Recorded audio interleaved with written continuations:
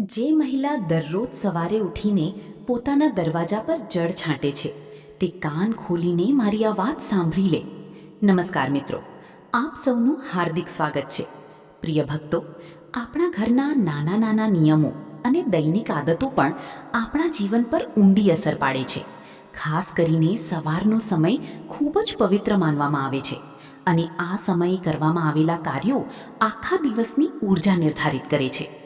ઘણી મહિલાઓ દરરોજ સવારે ઉઠીને પોતાના ઘરના દરવાજા પર જળ છાંટે છે, પરંતુ શું તમે જાણો છો કે આ સામાન્ય દેખાતા કાર્યનું કેટલું મોટું આધ્યાત્મિક મહત્વ છે? ચાલો જાણીએ તેના વિશે. પરંતુ તે પહેલાં, હે માતા લક્ષ્મી, તમને વિનમ્ર પ્રાર્થના છે કે જે પણ ભક્ત તમારા આ વિડીયોને લાઈક કરીને ચેનલને સબસ્ક્રાઈબ કરશે તેની દરેક મનોકામના એક જ મહિનામાં પૂરી કરી દેજો.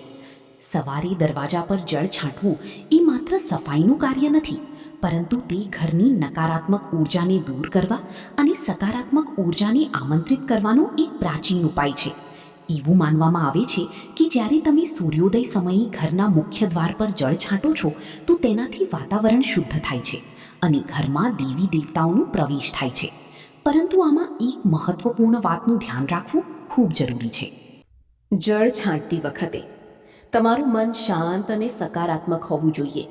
જો તમે ક્રોધ, તણાવ કે નકારાત્મક વિચારો સાથે આ કાર્ય કરો છો તો તેનું પૂરતું ફળ પ્રાપ્ત થતું નથી. આ ઉપરાંત જો જળમાં થોડું ગંગાજળ કે હળદર ભેળવીને છાંટવામાં આવે તો તે વધુ શુભ માનવામાં આવે છે. તેનાથી ઘરમાં લક્ષ્મીનું આગમન થાય છે અને દરિદ્રતા ધીમે ધીમે દૂર થવા લાગે છે. ધ્યાન રાખો કે જળ હંમેશા ચોખ્ખું અને શુદ્ધ હોવું જોઈએ અને તેને દરવાજાની બહાર તથા ચોખટ પર જ છાંટો. આ કાર્ય સૂર્યોદય સમયે કરવું સૌથી વધુ ફળદાયી હોય છે.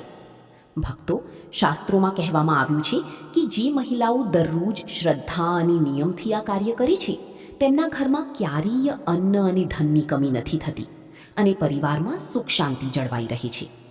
તેથી ભક્તો, જો તમે પણ રોજ સવારે દરવાજા પર જળ છાંટો છો તો આ વાતોનું અવશ્ય ધ્યાન રાખો અને તેને માત્ર આદત નહીં પરંતુ શ્રદ્ધા અને વિશ્વાસ સાથે કરો. મિત્રો, જો વિડીયો સારો લાગ્યો હોય તો વિડીયોને લાઈક અને સબસ્ક્રાઈબ જરૂર કરજો.